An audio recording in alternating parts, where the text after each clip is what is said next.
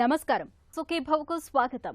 ఈ రోజు సుఖీభవలో కాలేయానికి యమపాసం సిర్రోసిస్, తెల్ల జుట్టు తిరిగి నల్లగా, స్వరం మారుతోంది జాగ్రత్త, మోకీలు మార్పిడికి ఎప్పుడు వెళ్ళాలి, ఇంకా హెల్త్ టిప్. జవజీవాలతో కళకళలాడుతూ ఒక పెద్ద కెమికల్ ఫ్యాక్టరీలాగా పనిచేయాల్సిన మన కాలేయానికి ఇవాళ హెపటైటిస్ ఇన్ఫెక్షన్లు, కొన్ని రకాల జబ్బులు పెనుశాపాలుగా మారుతున్నాయి. పొగ, మద్యం వంటి అలవాట్లు, గాడి తప్పిన తిండి తీరు మూలంగా కూడా కాలేయం ఆరోగ్యం దెబ్బతినిపోతూ ఉంటుంది. కొన్ని సందర్భాల్లో ఇన్ఫెక్షన్లు తీవ్రమై కాలేయం పూర్తిగా నిర్వీర్యం అయిపోతూ ఉంటుంది. లివర్ సిరోసిస్ అలాంటిదే. దీని బారిన పడ్డప్పుడు కాలేయంలోని కణజాలం క్రమంగా సిమెంట్ ముద్దలాగా గిడసబారిపోతూ ఉంటుంది. ప్రాణాంతకంగా పరిణమించే లివర్ సిరోసిస్ జబ్బు గురించి ఇప్పుడు తెలుసుకుందాం.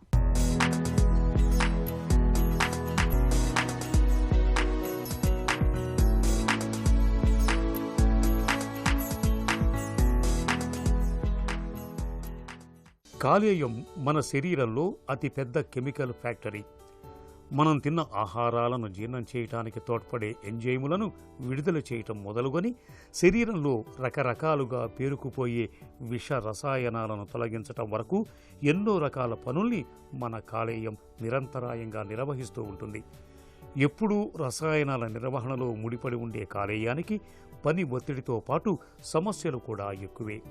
అయితే చాలా సందర్భాల్లో కాలేయం తనకు వచ్చే అనేక సమస్యలను తనంతట తానే నయం చేసుకోగలదు.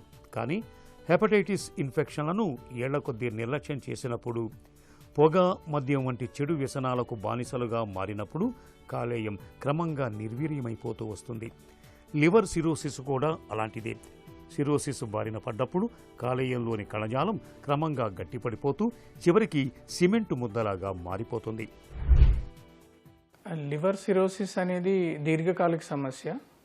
దీర్ఘకాలికంగా లివర్కి హాని జరగటం, లివర్కి దెబ్బతింటం ద్వారా లివర్ సైజ్ అనేది తగ్గటం, అలాగే లివర్ గట్టిపడటం, వీటి వల్ల లివర్ పనితీరు తగ్గి ప్రాణాంతకమయ్యే పరిస్థితి కూడా ఉంటుంది. లివర్ సిరోసిస్ కారణాలు మొదటిగా మద్యపానం, రెండో కారణం వచ్చి non alcoholic fatty liver disease అంటారు. ఇప్పుడు దాని పేరు మార్చి metabolic dysfunction associated steatotic liver disease అంటున్నారు. అలాగే హెపటైటిస్ బి, హెపటైటిస్ సి ఉన్న వాళ్ళకి కూడా లివర్ సిరోసిస్ వచ్చే అవకాశం ఎక్కువ. అలాగే మధుమేహం ఉన్నవాళ్ళు, అలాగే ఆటో ఇమ్యూన్ హెపటైటిస్ అంటారు. అంటే మన రోగ నిరోధక శక్తి మన అవయవాల మీద ప్రభావం చూపించి లివర్ని ఎఫెక్ట్ చేయటం, దాన్ని ఆటో ఇమ్యూన్ హెపటైటిస్ అంటారు. అలాగే జన్యుపరమైన liver problems like Wilson's disease, haemochromatosis అంటారు.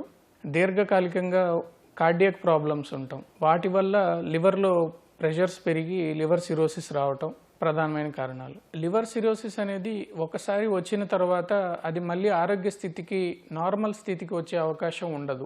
మనం ఏ స్టేజ్ ఆఫ్ సిరోసిస్లో మనం పేషెంట్కి డయాగ్నోస్ చేసామనేది చాలా ఇంపార్టెంట్.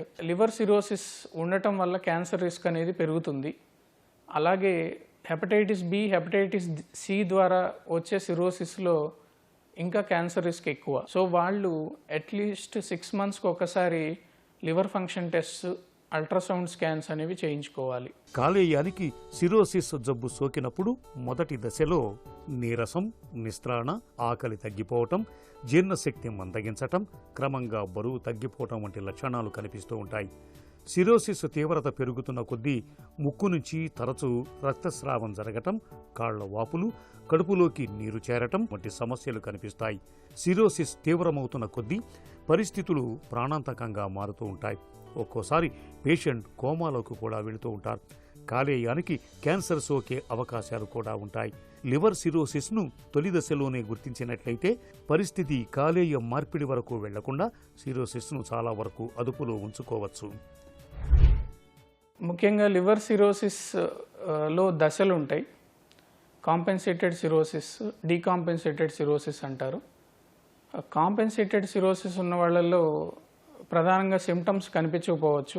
కనిపించే కొద్దిపాటి సిమ్టమ్స్లో అలసట ఒకటి, నిద్ర పట్టకపోవటం, ఆకలి అనిపించకపోవటం, అకారణంగా బరువు తగ్గటం, ఇలాంటివి ప్రారంభ దశలో కనబడుతూ ఉంటాయి. అడ్వాన్స్డ్ స్టేజ్ అంటే డీకాంపెన్సేటెడ్ సిరోసిస్లో కామర్లు రావటం, అలాగే అన్నవాహికలో నరాలు ఉబ్బి చిట్లి బ్లీడింగ్ అవ్వటం, పొట్టలో నీరు చేరటం ఎసైటిస్ అంటారు. అలాగే కాళ్ళల్లో వాపు రావటం, గందరగోళంగా మతిమరుపుతోటి ఉండటం, ఇవి ప్రధానమైన సిమ్టమ్స్. లివర్ సిరోసిస్ని డయాగ్నోస్ చేయడానికి బ్లడ్ ఇన్వెస్టిగేషన్స్ మరియు ఇమేజింగ్ టెస్ట్లు ఉంటాయి. ఇమేజింగ్లో మెయిన్గా లివర్ అల్ట్రాసౌండ్, అవసరమైనప్పుడు city abdomen and MRI abdomen అవసరం పడుతుంది. ఎండోస్కోపీ అనేది సిరోసిస్ డయాగ్నోస్ అయిన తర్వాత కంపల్సరీ చేయించుకోవాలి. తద్వారా లోపల అన్నవాహికలో నరాలు ఉబ్బినయ్యా లేదా, అవి బ్లీడింగ్ అయ్యే అవకాశం ఉందా లేదా అనేది నిర్ధారించాలి. బ్లీడింగ్ రిస్క్ ఎక్కువగా ఉంటే దానికి బ్యాండింగ్ అనే ప్రొసీజర్ చేస్తాం. బ్లీడింగ్ రిస్క్ తక్కువగా ఉంటే దానికి టాబ్లెట్స్ పెట్టి బ్లీడింగ్ ఫర్దర్గా ఎపిసోడ్స్ రాకుండా ఆపుతాం. అలాగే ఫైబ్రోస్కాన్, ఇది ఒక ప్రత్యేకమైన పరికరం.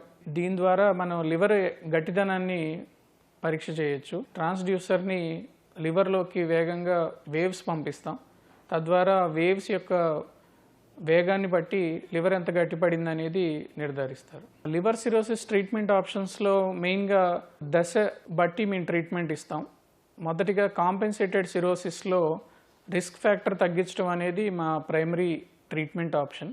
అండ్ డీకాంపెన్సేటెడ్ సిరోసిస్ వచ్చినప్పుడు పేషెంట్ తాలూకు సిమ్టమ్స్ బట్టి సిమ్టమాటిక్ ట్రీట్మెంట్ ఇస్తూనే వాళ్ళకి లివర్ ట్రాన్స్ప్లాంటేషన్ వైపుగా కౌన్సిలింగ్ అనేది ఇస్తూ ఉంటాం.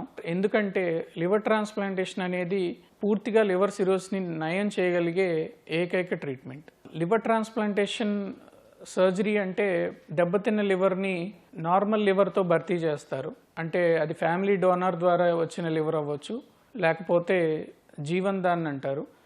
జీవన్ దాన్ ద్వారా చనిపోయిన వాళ్ళు ఆర్గాన్ ఇవ్వటానికి విల్లింగ్గా ఉంటే వాళ్ళ లివర్ని పేషెంట్కి భర్తీ చేస్తారు. ఇప్పుడు వచ్చిన అడ్వాన్స్డ్ సర్జరీ టెక్నిక్స్, ఇమ్యునోసప్రెషన్స్ అడ్వాన్స్మెంట్స్ వల్ల సక్సెస్ రేట్ చాలా మెరుగుపడింది. ఇప్పుడు 1 year సక్సెస్ రేట్ వచ్చి అరౌండ్ అబోవ్ 90 to 95% ఉంది. And 5 year survival rate around 65 to 88% వరకు ఉంది. Prevention is better than cure. ఈ నానుడి కాలేయ క్యాన్సర్ విషయంలో 100కి 100 పాళ్ళు వర్తిస్తుంది. కాలేయాన్ని కాపాడుకునేందుకు జీవనశైలి అలవాట్ల విషయంలో ముందు నుంచి తగిన జాగ్రత్తలు తీసుకోవాలి. మద్యాన్ని మితంగా తీసుకోవటం లేదంటే పూర్తిగా మానుకోవటం చాలా ఉత్తమం. కాలేయం ఆరోగ్యానికి భద్రతనిచ్చే హెపటైటిస్ బి టీకాను తప్పనిసరిగా తీసుకోవాలి. మందుల చీటీ లేకుండా సొంతంగా మందుల్ని కొనుగోలు చేసి వాడకూడదు. ముఖ్యంగా హెర్బల్ మందుల వాడకంలో డాక్టర్ సలహాను తప్పనిసరిగా తీసుకోవాలి. రక్త మార్పిడి విషయంలో సురక్షితమైన జాగ్రత్తల్ని పాటించాలి. ఇలా అన్ని రకాలుగా తగిన జాగ్రత్తలు తీసుకోవటం ద్వారా మన కాలేయాన్ని భద్రంగా ఉంచుకోవచ్చు. హెల్త్ న్యూస్ మీకోసం.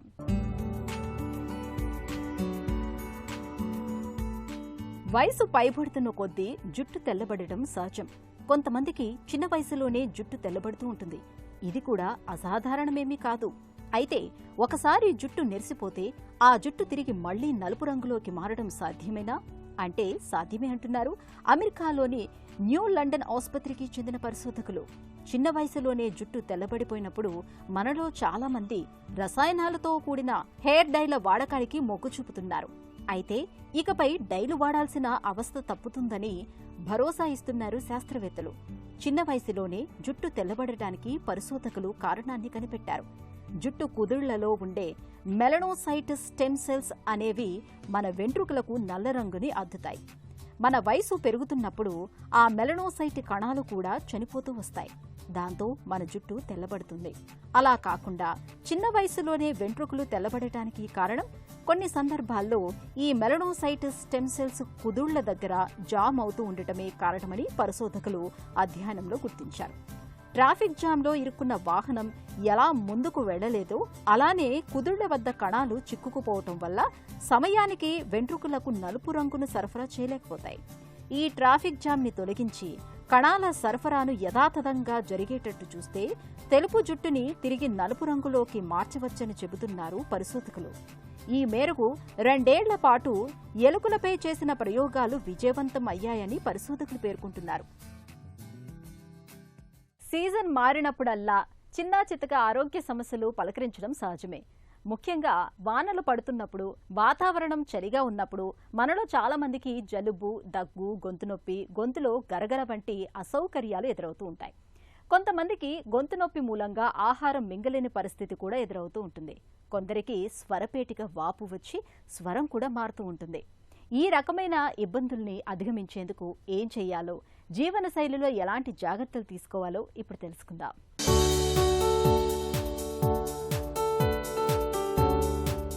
సీజన్ మారినప్పుడు, వాతావరణంలో మార్పులు చోటు చేసుకున్నప్పుడు జలుబు, దగ్గు, గొంతు నొప్పి లాంటి సమస్యలు పలకరించడం సహజమే. వర్షాలకు తడిసినా, చల్లని వాతావరణంలో తిరిగినా రోగ నిరోధక శక్తి తక్కువగా ఉన్నవారిలో ఇలాంటి సమస్యల బెడద ఎక్కువగా ఉంటుంది. దుమ్ము, ధూళి, కాలుష్య ఉద్గారాల ప్రభావంతో ఎలర్జీతో పొడి దగ్గు, గొంతు నొప్పి మొదలవుతాయి. జీర్ణ వ్యవస్థలో లోపాల వల్ల కడుపులోని యాసిడ్ గొంతులోకి వచ్చి గరగర, గొంతు బొంగురుగా మారే అవకాశం కూడా ఉంటుంది. ఇలాంటప్పుడు జీవనశైలి, ఆహారపు అలవాట్ల విషయంలో కొన్ని జాగ్రత్తలు తీసుకుంటే మంచి ఫలితం ఉంటుంది. ముఖ్యంగా విటమిన్ సి పుష్కలంగా ఉన్న నారింజ, బొప్పాయి, నిమ్మ, కివి లాంటి పండ్లు రోజువారీ ఆహారంలో తీసుకోవటం మేలు. టమాటా, ద్రాక్ష, అరటి, క్యారెట్, ఉల్లి లాంటి పదార్థాల్లోని యాంటీ ఆక్సిడెంట్లు ఎలర్జీ తగ్గించడంలో ఎంతగానో ఉపకరిస్తాయి. గ్లాసు గోరువెచ్చని నీటిలో అరచెంచా ఉప్పు వేసి కలిపి తరచూ పుక్కిలిస్తూ ఉంటే మంచి ఉపశమనం పొందవచ్చు. యాంటీ మైక్రోబయల్ ప్రభావం వల్ల ఇన్ఫెక్షన్ వ్యాప్తి తగ్గుతుంది. తేనెలోని యాంటీ బ్యాక్టీరియల్, యాంటీ ఇన్ఫ్లమేటరీ గుణాలు గొంతు వాపును తగ్గిస్తాయి. అల్లం టీ, గ్రీన్ టీ, తేనె, తులసి రసంతో తీసుకుంటే జలుబు, దగ్గు, గొంతు నొప్పి నుంచి మంచి ఉపశమనం దొరుకుతుంది. ఇక గ్రీన్ టీలోని యాంటీ ఆక్సిడెంట్లు, ఫైటోన్యూట్రియంట్లు, యాంటీ అలర్జిక్ ఏజెంట్లు ఎలర్జీని తగ్గిస్తాయి. శరీరంలో నీటి శాతం తగ్గినప్పుడు ఆ ప్రభావం గొంతుపై కూడా ఉంటుంది. కాబట్టి రోజుకు 7 నుంచి 8 గ్లాసుల నీళ్లను తప్పనిసరిగా తాగుతుండాలి. అయితే కాచి చల్లార్చిన నీళ్లు తాగడం మేలు. బయట ఆహారం తీసుకోవడం మానేయాలి. ఇక చల్లటి వాతావరణం, శీతల పానీయాలు, ధూమపానం, మద్యపానం వంటి వాటికి దూరంగా ఉండాలి. ఆహారంలో కారం, పులుపు, మసాలా ఆహారాలు తగ్గించాలి. ఈ జాగ్రత్తలు జలుబు, దగ్గు, గొంతు నొప్పి తదితర బాధల నుంచి మంచి ఉపశమనాన్ని కలిగిస్తాయి. మోకాళ్ల నొప్పులు మొదలవ్వగానే మనలో చాలా మంది మోకీలు మార్పిడి సర్జరీ గురించిన ఆలోచనలు చేస్తూ ఉంటారు. వెంటనే కీలు మార్పిడి చేయించుకుంటే మోకాళ్ల నొప్పుల బెడద ఉండదని తలపోస్తూ ఉంటారు. నిజానికి మోకాళ్ల నొప్పులకు అవసరమైనప్పుడు మాత్రమే సర్జరీ చేయించుకోవాలి. చిన్న వయసులో మోకీలు మార్పిడి ఎంత మాత్రం అవసరం లేదని చెబుతారు డాక్టర్లు. మోకాళ్ల నొప్పులకు సర్జరీ ఎప్పుడు చేయించుకోవాలో, చిన్న వయసులో మోకీలు మార్పిడి ఎందుకు అవసరం లేదో డాక్టర్ని అడిగి ఇప్పుడు తెలుసుకుందాం.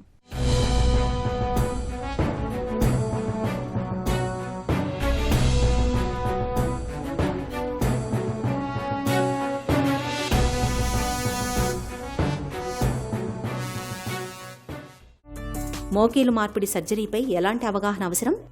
కీళ్ళ మార్పిడి గురించి చాలామంది చాలా అపోహలు ఉంటాయి. కీళ్ళు అంటే ఇప్పుడు అరిగిపోయిన దానికి అంతా మొత్తం కీళ్ళంతా మార్చేస్తారా అని చాలామంది అడుగుతారు. కీళ్ళు అంటే మొత్తం బాడీలో ఉన్నటువంటి మోకాలంతా తీసివేసేస్తారా అన్నట్టు. అట్లా ఉండదండి. కీళ్ళ మార్పిడిలో ఏం చేస్తాము అంటే, మీరు తీసుకుంటే మోకాల మార్పిడిది, కీళ్ళ మార్పిడిలో ఇది మోకాలు అనేది కామన్గా జరిగే ఆపరేషన్ లెక్క తీసుకోవచ్చు.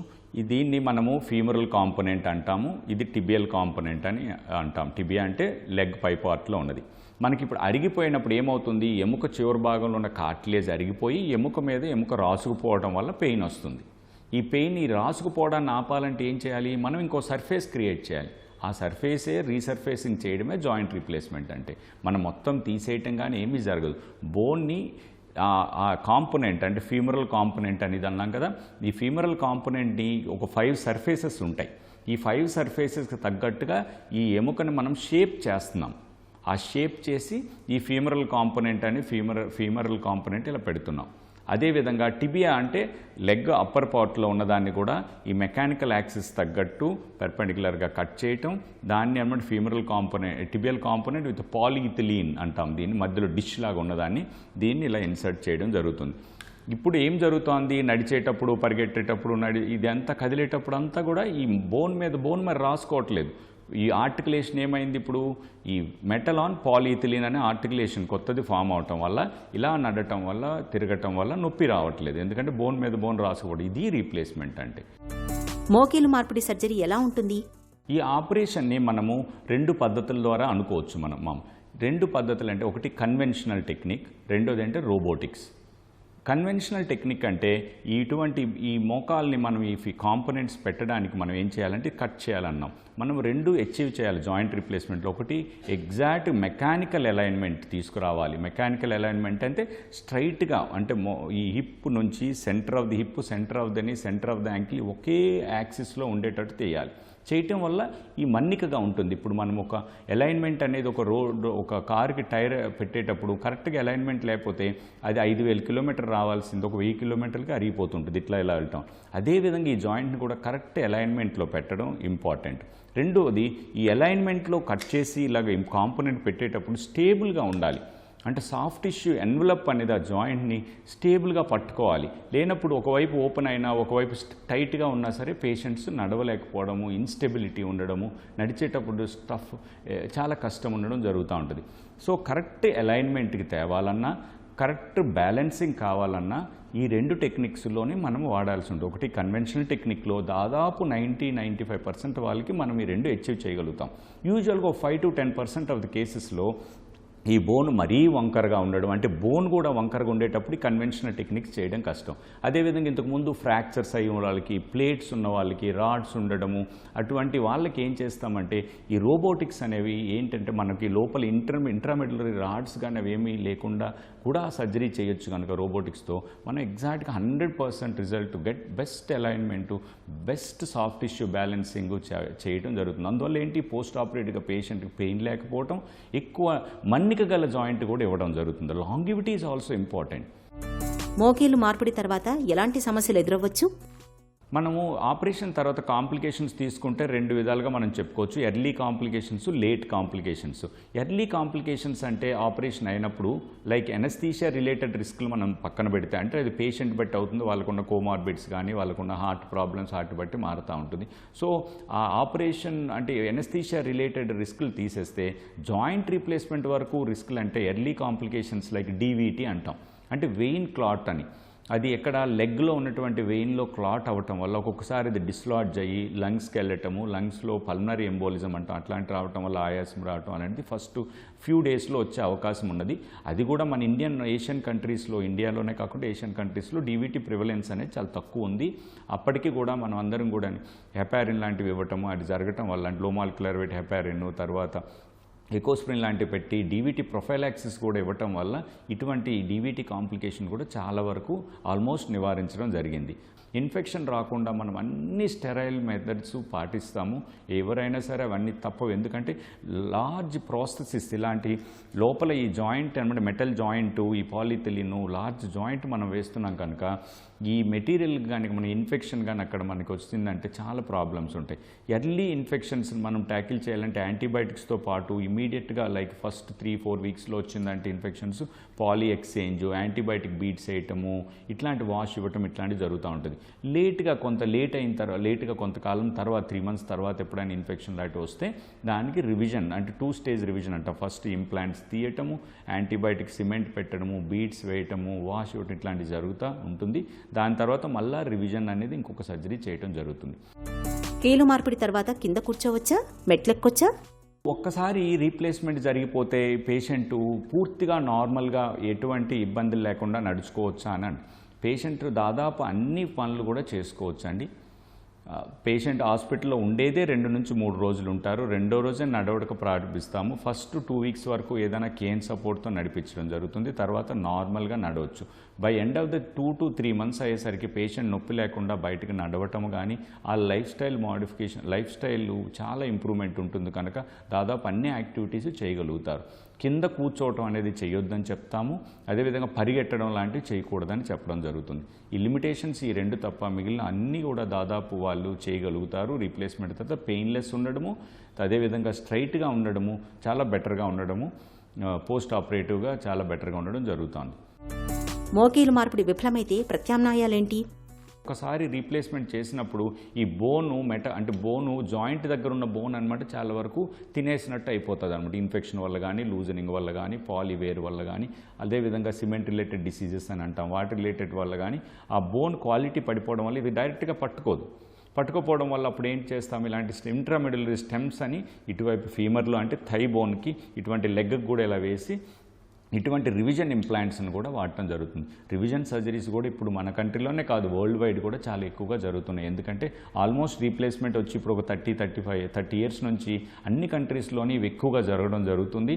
వాళ్ళు కూడా 20 ఇయర్స్ అయిపోయిన జాయింట్ రీప్లేస్మెంట్ అయిపోయిన పేషెంట్స్ కూడా ఇప్పుడు పెరుగుతూ ఉన్నారు. అదేవిధంగా ఎక్కువ జాయింట్ సర్జరీస్ అవ్వటం వల్ల ఇన్ఫెక్షన్ రేట్ కానీ అప్పుడప్పుడు జరగటం వల్ల పెరిఫరల్ జాయింట్స్ నుంచి కూడా ఈ జాయింట్ ఇన్ఫెక్షన్స్ కానీ లూజనింగ్ కానీ ఇవన్నీ రావటం వల్ల ఏమవుతుంది, ఇప్పుడు రివిజన్ సర్జరీస్ కూడా ఎక్కువగా జరుగుతుంది. రివిజన్ సర్జరీ చేసిన కూడా ప్రాపర్గా చేసినప్పుడు వీటి వల్ల కూడా మంచి రిజల్ట్స్ ఉంటుంది. మోకాళ్ళ నొప్పులను నివారించుకోవచ్చా? నివారణ అనేది బేసికల్లీ వెయిట్తో మొదలవుతూ ఉంటుంది. ఈ మోకాళ్ళు అనేది ఆర్థరైటిస్ ఇప్పుడు మనం స్పెసిఫిక్గా మాట్లాడుతున్నాం కానీ దాని మీద వెయిట్ అనేది ఆ పేషెంట్కి ఉన్న హైట్ని బట్టి సక్రమమైన వెయిట్ ఉండటము, ఫిజియోథెరపీ ఎక్సర్సైజులు సక్రమంగా చేయటము, కింద కూర్చోపోవడం, మెట్లెక్కకపోవడము అట్లాంటి వాటి వల్ల పేషెంట్స్ యొక్క కార్టిలేజ్ని డ్యామేజ్ అవ్వకుండా ప్రొలాంగ్ చేయొచ్చు. ఇవి నివారణ మార్గాల కింద తీసుకోవచ్చు. వీలైనంత వరకు పారాసిటమాల్ లాంటి సింపుల్ పెయిన్ కిల్లర్స్ వేసుకోవడము, లైఫ్ స్టైల్ మోడిఫికేషన్ చేసుకోవడం వల్ల ఈ ఆర్థరైటిస్ నుంచి పెయిన్ నుంచి ఉపశమనం పొందొచ్చు. మోకాళ్ల నొప్పులు బాగా తీవ్రంగా ఉండి లేవడం, కూర్చోవటం వంటి దైనందిన వ్యవహారాలు కష్టతరంగా మారినప్పుడు, అది కూడా మోకీలు బాగా అరిగిపోయినప్పుడు మాత్రమే నీ రీప్లేస్మెంట్ సర్జరీ చేయించుకోవాలి. అప్పుడే సర్జరీ ఫలితాలు బాగుంటాయి. ఇక చిన్న వయసులో మోకీలు మార్పిడి చేయించుకోవటం ఎంత మాత్రం శ్రేయస్కరం కాదు. ఇక ఈరోజు కార్యక్రమాన్ని ముగించే ముందు ఒక చిన్న చిట్కా మీకోసం. పొట్టంతా ఉబ్బరంగా ఉండి కడుపు నొప్పితో బాధపడుతున్నప్పుడు దాల్చిన చెక్కను పొడి చేసి నీటిలో వేసి బాగా మరిగించండి. ఆపై నీటిని చల్లార్చి కొద్ది కొద్దిగా తాగుతూ ఉండండి. కడుపు నొప్పి, పొట్ట ఉబ్బరం ఇట్టే తగ్గుముఖం పడతాయి.